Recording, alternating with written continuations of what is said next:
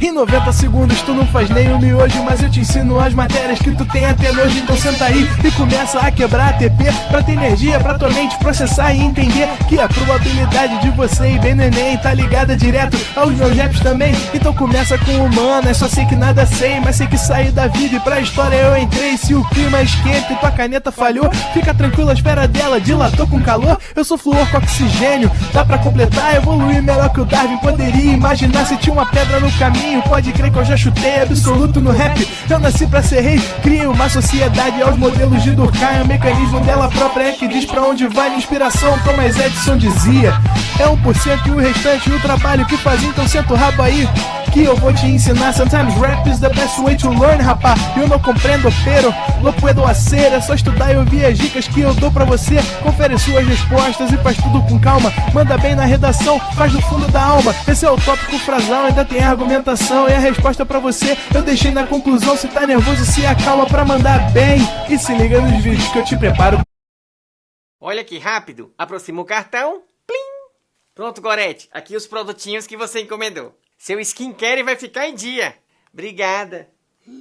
Você não acredita, vim só com cartão, mas depois eu te pago, tá? Né? Pode ficar tranquila que agora aceito cartão pelo meu celular. Como assim, amiga? Tá doida? Você vai passar o cartão no celular como? Celular não é maquininha? Pois com a Infinity Pay eu transformo meu celular em maquininha. É só baixar o aplicativo, clicar na função Tap e encostar o celular assim, mulher. E é de graça, viu? E é seguro isso aí? Super! Tão seguro quanto uma maquininha. E eu parcelo para minhas clientes em até 12 vezes. As taxas são boas, nem parece que eu tô vendendo via cartão. Que legal! Bem mais prático, né? É, então aproveita e me paga aquele sapato que eu te vendi. Vou até parcelar pra você e nem vou repassar a taxa, porque ela é muito baixinha. Olha que rápido. Plim! Olha esse barulhinho. Essa Infinity Tap é vida.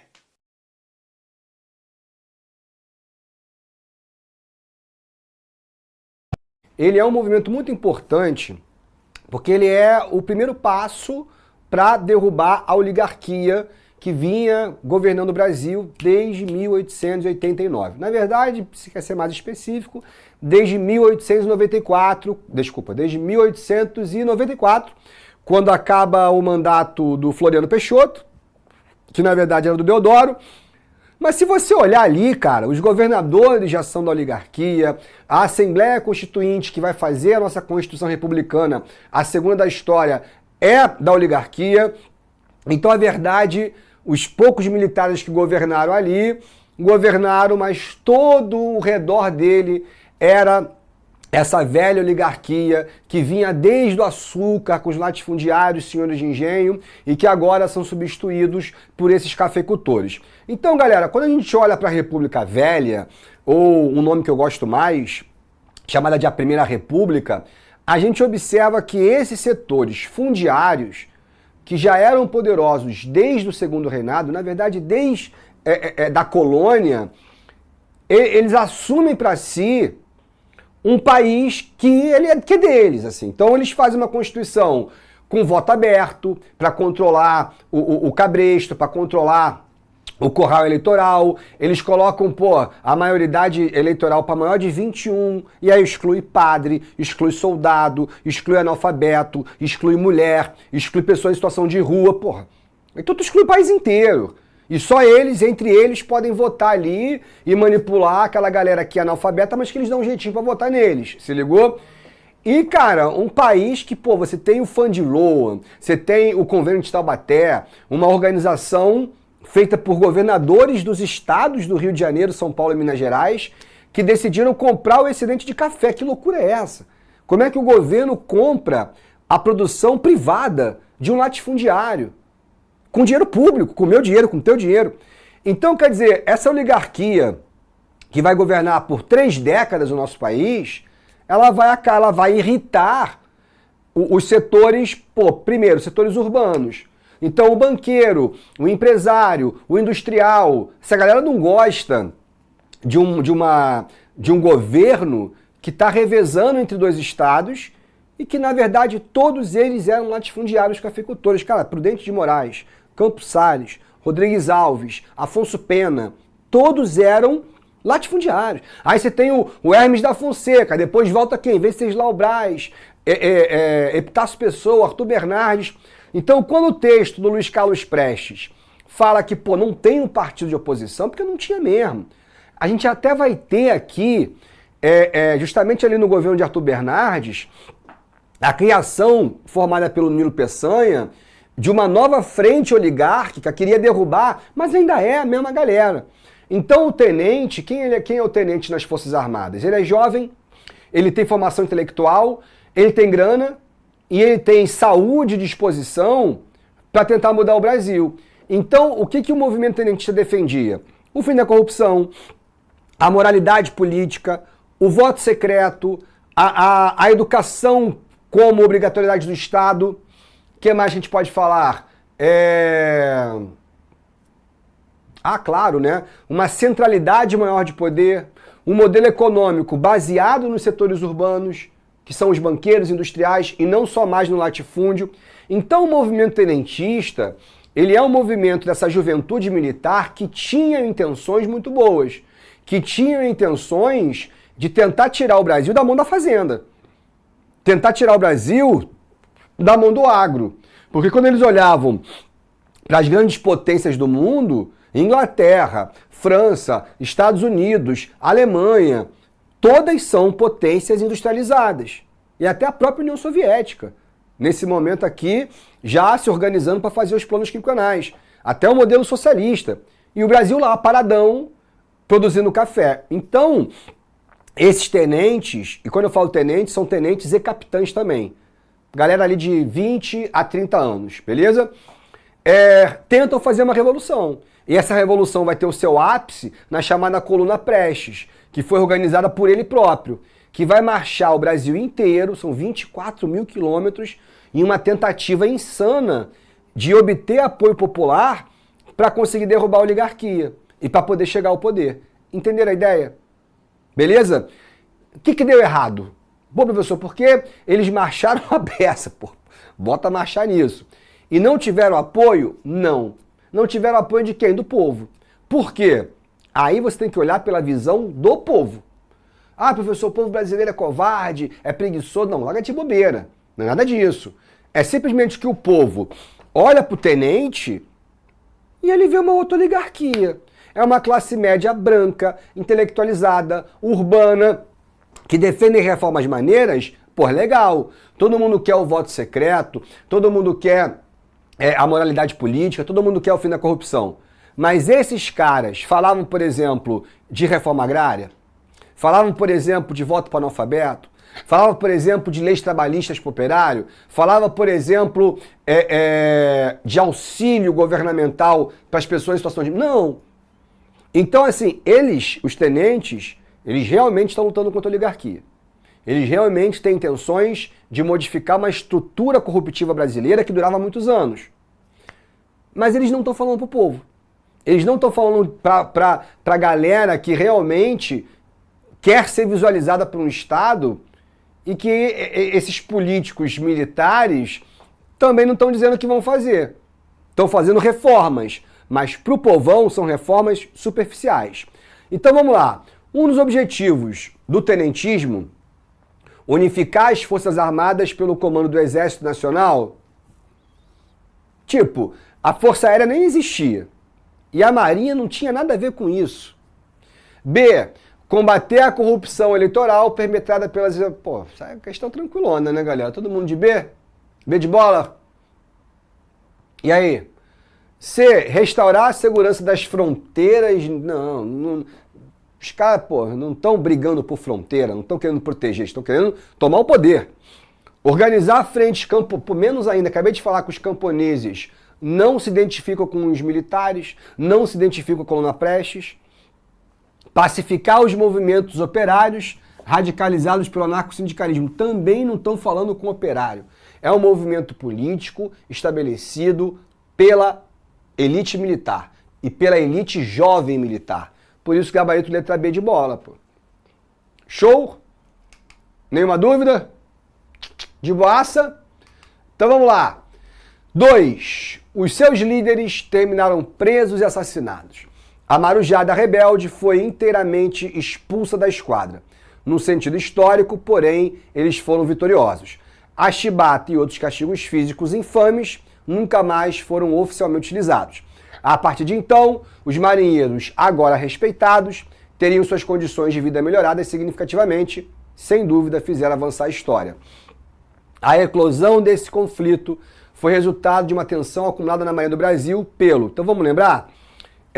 A Marinha do Brasil, que até hoje ainda muitas pessoas dizem, pô, a Marinha ainda é das Forças Armadas a mais elitizada, ainda é o oficial que gosta de esculachar o fuzileiro, que gosta de esculachar o marinheiro, que tem ali uma coisa meio familiar, que passa de pai para filho, de filho para filho, e por aí vai. E que, enquanto o exército, sempre foi mais povão. É o que eu estou dizendo. Isso aí são amigos meus das Forças Armadas que dizem que ainda existe essa remanescência de uma marinha meio soberba e elitizada, tá ligado? Que não gosta de falar com a galera mais baixa. Nessa época o negócio era escancarado. Por quê, cara? Ou você era oficial, e aí você é o primeiro tenente, daí pra frente vai capitão, major, coronel, no caso da Marinha, depois, né, capitão de corveta e por aí vai. Mas dali pra baixo, o obstáculo, o abismo social era muito grande. Porque essa galera que era marinheiro, que era fuzileiro, que era sargento, eram muito pobres. E no Brasil, a imensa parte da população pobre é da população preta, por conta de uma herança colonial racista que nós não superamos até hoje. O serviço da Marinha era tão ruim que às vezes a Marinha tinha que pegar a galera na delegacia. O maluco roubou a galinha do vizinho, tem 18 anos, vai pra Marinha. Então o tratamento com esses marinheiros era o pior possível. Era castigo físico, era porrada, era alimentar os caras com o que sobrava do banquete dos oficiais. Olha que loucura. Além de ser nojento, ainda é completamente humilhante.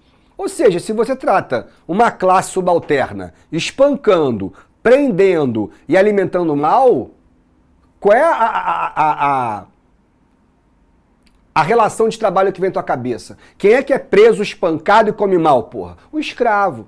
E como a maior parte da população da Marinha, como a maior parte dos marinheiros eram negros, quando o João Cândido se rebela na revolta da Chibata, captura duas fragatas e 2 bombardeiros, aponta os canhões para o Rio de Janeiro e exige o fim do castigo físico, exige melhores condições de alimentação e exige o plano de carreira. Se você olhar as fotos da revolta da Chibata, tá uma galera botando assim, viva a liberdade. Então, a revolta da Chibata, ela acaba ganhando um significado maior do que as simples reivindicações, porque era uma denúncia das remanescências escravocratas. Cara, a gente estava em 1910. A escravidão só foi oficialmente abolida no Brasil em 1888. Então a gente está falando de um pouquinho mais de 20 anos, cara, que acabou a escravidão. Os pais, os avós desses marinheiros foram escravos um dia. Então vamos lá. A eclosão desse conflito foi resultado da tensão acumulada, engajamento de civis analfabetos. Lé com cré, meu irmão. O que tá falando? O que civil tem a ver com a revolta da Chibata? Civil analfabeto com guerra externa. Porra, pelo amor de Deus. B. Insatisfação de militares positivistas após a consolidação da política dos governadores. Primeiro, quem é positivista dentro das Forças Armadas? É oficial, cara. Entendeu? A maior parte desses marinheiros são analfabetos. Vai ser positivista, cara. C. Rebaixamento de comandantes veteranos após a repressão de insurreições mineiras. Olha, quem fez essa questão, meu irmão, tava bem não. Porque, pô, é cada resposta maluca. Sublevação de classes populares do campo. Pô, a gente tá falando dos marinheiros. Então eu não posso, eu nem vi a E, mas só pode ser a E. Manutenção da mentalidade escravocrata, pô, é isso aí. Da oficialidade após a queda do regime imperial. Pô, pensa bem, a abolição vem em 88. O Império cai em 89. A Marinha, que sempre manteve essa soberba, arrogância e racismo, ela não vai se livrar desse sentimento. E isso a gente consegue observar claramente quando ela está espancando o marinheiro com chibata. Beleza, galera? Letra E. Show. Artigo 1º. O estrangeiro que, por qualquer motivo, comprometer a segurança nacional ou a tranquilidade pública, pode ser expulso do território nacional.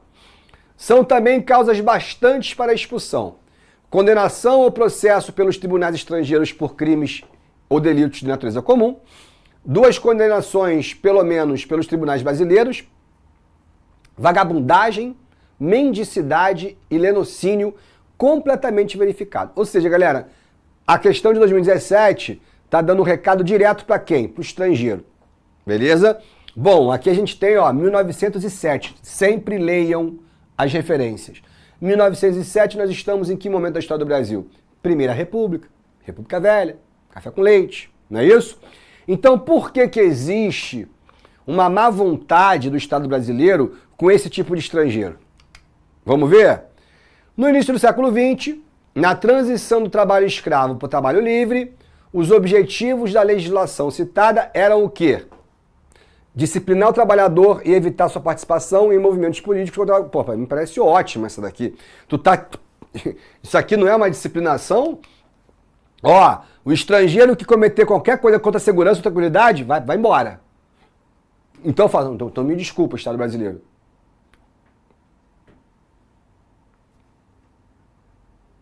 Foi? Estão me ouvindo? Então vamos lá. Tá vendo? O Estado tá me disciplinando aqui. É uma ameaça, pô. Tá falando, se você não se comportar, tu vai embora pro teu país. Então, por que você quer disciplinar o trabalho, galera? Porque, na verdade, quem está organizando o movimento sindical no Brasil é estrangeiro, especialmente italiano. Essa galera que já estava acostumada com cidades europeias já industrializadas, já com fábricas, já com um monte de coisa, eles trazem essa organização sindical para o Brasil. O primeiro modelo é o anarcossindicalismo e depois o socialismo do PCB. B. Estabelecer as condições para a vinda de imigrantes e definir as regiões. Em algum momento aqui está falando da região que ele vai ocupar. C. Demonstrar preocupação com as condições. Aqui está falando que o empresário deve pagar salário mínimo, só pode trabalhar 8 horas. Então não tá preocupação nenhuma com a condição. O Estado tá puto com o imigrante grevista. Acabou. D. Criar condições políticas para a imigração e isolar os imigrantes socialmente indesejáveis. Muita gente coloca isso aqui. Galera, isso existe, beleza? O Estado brasileiro vai criar condições para a imigração. Você vai isolar imigrante ou vai deportar, mas o texto está falando sobre isso? Não. O texto está falando para o estrangeiro que já está aqui já, pô. Não está criando condições para imigrar. D. Criar condições políticas. Já falei, né? E. Estimular o trabalho urbano e disciplinar famílias estrangeiras nas fábricas. Parece boa. Estimular o trabalho urbano é que não é muito legal, porque, tipo, o que você está fazendo aqui é definindo limite para o trabalhador estrangeiro. Então você não está estimulando o trabalho. O trabalho já está lá. Por isso o gabarito é a letra A. É muito mais plausível do que a E. Disciplinar famílias estrangeiras nas fábricas, tudo bem. Encaixa com o que foi dito. Agora, estimular o trabalho urbano, não. Esse trabalho urbano está acontecendo. Você não está estimulando, você está disciplinando o trabalhador a partir desses 3 artigos. De boaça, vamos lá. O Plano Cohen denunciava uma suposta insurreição comunista no Brasil. Seu conteúdo descrevia que os comunistas iriam tomar o poder e promover a instalação de um governo socialista. Propriedades seriam confiscadas, empresas passariam para a tutela do Estado, adversários políticos seriam eliminados. Em relação ao Plano Cohen... moleza, né, gente? Lembra dessa história? 37, beleza? Já tinham lá, São Paulo lançou candidatura, PSD, não... Enfim, já estavam as eleições, as campanhas eleitorais rolando e Vargas estava triste, tadinho. Que ele ia perder aquilo que ele amava mais do que a própria mãe, o poder. Só que tinha acontecido em 35 a intentona comunista. O mesmo Prestes que faz a coluna virou comunista, foi para a União Soviética e tentou fazer uma revolução em 1935. E Vargas prendeu o cara, deportou a esposa dele e em 1937 Vargas está vendo que vai ter que sair do poder. Olímpio Mourão Filho, não fala sobre ele aqui, é o cara que vai lá, ó, e faz um plano falso, fake, forjado. E fala, olha só, Vargas, os comunistas querem tomar o poder. Se eu fosse você, eu faria alguma coisa. Ah, então os comunistas querem tomar o poder? Então aí Vargas vai na rádio, isso é muito boa, porque ele vai na rádio e dá um golpe de Estado. Trabalhadores do Brasil, chegou em minhas mãos um terrível plano dos comunistas. Ele era bem fainho, né? Eles querem vossas casas, eles querem vossos filhos, não temam, brasileiros. Decreta estado de sítio para averiguar em menor maneira o plano agora dado. Porra. O que ele está falando? Vou dar um golpe de Estado, vou suspender as eleições e vou implementar o quê, galera? Estado novo. Todo mundo de A? Todo mundo de A. Excelente, ó. Serviu como justificativa para a vaga suspender as eleições e decretar Estado novo, galera. É isso aqui, não tem nada, o resto todo tá errado. Tá? Não tem nada certo. João Goulart em 64 não tem plano Cohen. Porra, Geisel, meu Deus do céu, o cara só assumiu em 74. Jânio Quadros não foi o cara que tomou o golpe e também não tem nada a ver com eles. Então Vargas usa o plano Cohen para o quê? Derrubar a democracia e implementar uma ditadura dele. 5. O texto a seguir aborda o movimento de nacionalização do ensino, empreendido pelo governo brasileiro durante o Estado Novo, mais uma vez, ditadura de Getúlio Vargas. Ele teve como alvo as escolas dos núcleos estrangeiros, sobre as quais já pairavam muitas desconfianças. Mas o autoritarismo do Estado Novo tornou a nacionalização bem mais violenta e arbitrária, particularmente quando dirigia as escolas alemãs e japonesas. Gente, vai, preparem aí. Eu não quero A, B, C, D, nada. Eu quero que vocês me falem com a palavra de vocês. Por que que Vargas está implicando com escola alemã e japonesa? Sayonara. Emerson, vai até eu acabar os exercícios, beleza? E aí? Caraca, a Vanessa meteu que o Temer fez o mesmo. É mesmo, Vanessa? É o Michel que você está falando, o vampirão? Osmar Filho, ele é o RP da parada, né? Ele fala com todo mundo, organiza a parada, não sei o que lá. Então, Raíssa, tem a ver, mas você não me respondeu melhor. Aí sim, Wesley, brabo, monstro. Por causa da Segunda Guerra Mundial, pessoal. Lembra, o Brasil vai se alinhar a quem? Aos Estados Unidos, a Inglaterra e a França. E a União Soviética também.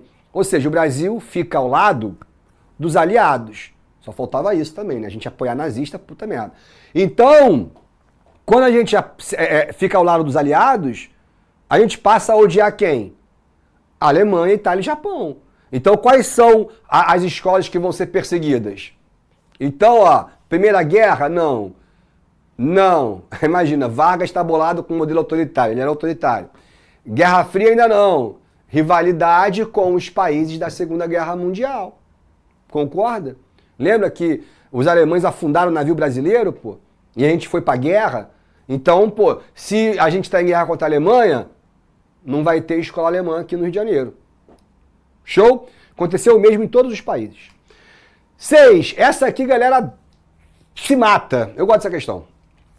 Observe a capa do livro, Assim Falou o Juca Pato. Aí a gente tem que ver o seguinte, ó. Temos um soldadinho aqui de máscara, característica da Primeira Guerra Mundial. Temos aqui Getúlio Vargas, não é isso? Temos o Mahatma Gandhi, temos o capeta Hitler, temos soldado japonês, Mussolini. Aí eu não entendo muito bem isso aqui, né? Essas duas damas aqui, uma de biquíni e a outra meio melindrosa ali. Vamos ver o que a questão quer. Belmonte é o pseudônimo do jornalista característico Instituto Benedito Barros. Barreto, aí, meu parente. Belmonte criou o personagem Juca Pato e suas crônicas diárias no jornal. O livro Assim Falou Juca Pato é uma coletânea de crônicas publicadas no jornal. A capa do livro é uma ilustração dos assuntos tratados por Belmonte. Tais como, aí galera, tem que observar. Consolidação do liberalismo econômico, já acho ruim. Porra, caralho. Em que momento você olha para liberalismo aqui? Não tem um liberal, nenhum aqui é liberal, nem Mussolini, nem Hitler, nem Vargas. B, aliança de governos totalitários, pode ser, vitórias socialistas no Oriente. Aí tu olha, será que esse cara aqui é um vietnamita? Pode ser, né? Industrialização colonial. Industrialização colonial. Estado Novo Brasileiro e pessimismo cultural, também não vejo nada de pessimismo cultural. C, formação de estados nacionais, nada a ver. Não é a formação do estado. O estado já existe. Japão, Alemanha, Brasil, Itália. É uma cooptação desses estados por ditadores. D, construção de regimes antidemocráticos, com toda certeza. Vargas, Hitler, Mussolini. Expansionismo... Estão me ouvindo ali? Expansionismos militares, com toda certeza. Ah lá, a gente tem aqui Mussolini e Hitler, expansionismo militar.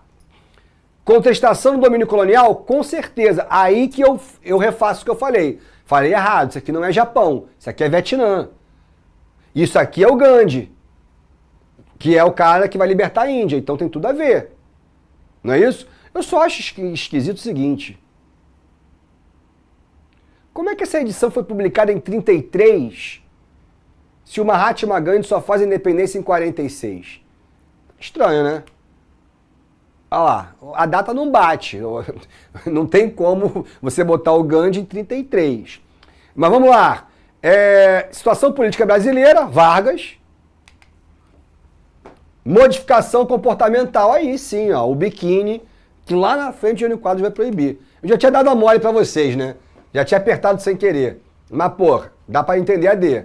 Fortalecimento da Sociedade das Nações.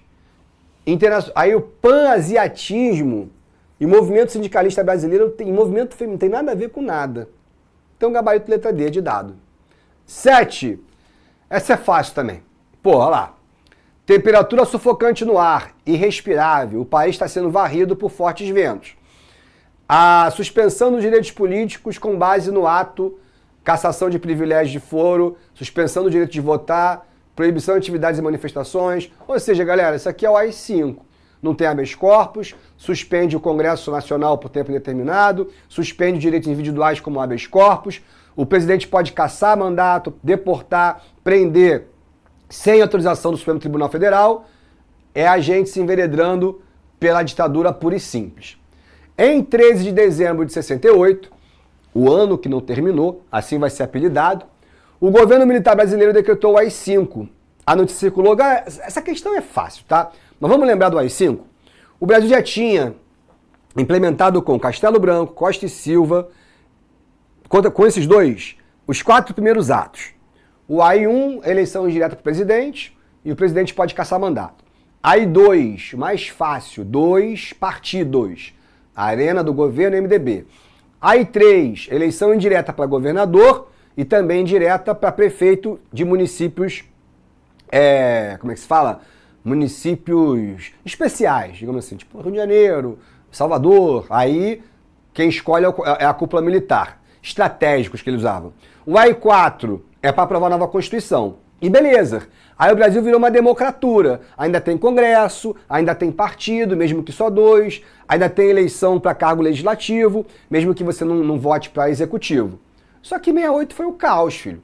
Porque foi greve em Contagem, greve em Osasco, greve em São Paulo, e aí, meu irmão, queimaram a sede da Uni aqui no Rio de Janeiro. Em São Paulo, estudantes da Mackenzie e da USP se degladiaram, trocaram um tiro e um moleque morreu.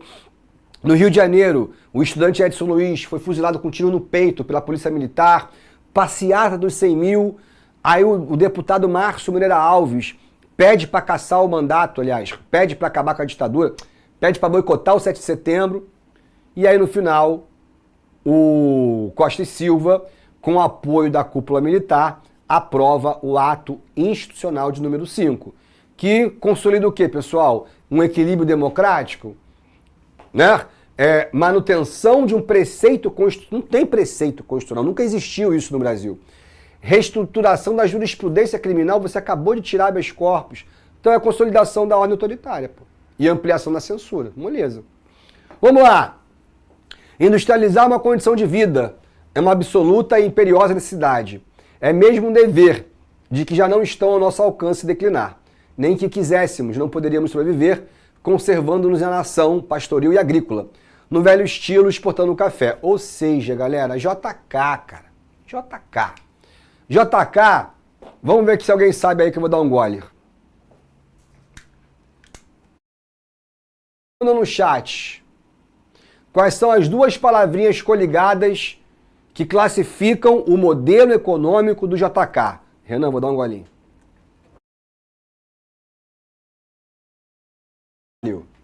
Ó, tem duas palavrinhas que definem o governo JK. O modelo econômico. Qual?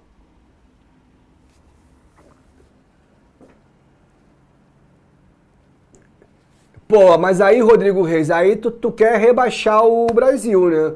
Pô, aí o gabarito é sempre B. Renan tá puto comigo, Renan é vascaíno também. Boa, Zero! Zerão mandou ali, ó. Os 50 anos em 5, galera, é um slogan. Se ligou? A característica econômica de JK é o nacional desenvolvimentismo. Então vocês vão marcar o que aí? O grande investimento em educação básica? Piada. Do plano de metas, tava lá a educação. Sabe quanto o JK destinou a isso? 5%. Incentivos à diversificação e mecanização da produção. Ele acabou de falar que ele não quer investir em agricultura. Implementação de reformas racionais, não é isso. Trabalhista é coisa de Vargas. Isso aqui seria muito legal para Vargas. A letra E é o Juscelino Kubitschek.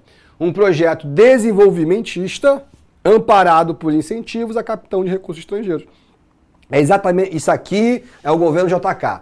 Leva isso para a vida de vocês, tá bom? E para a gente terminar, questão tranquilona também, tá? Ah lá, consegui, isolei o novo índice do salário mínimo.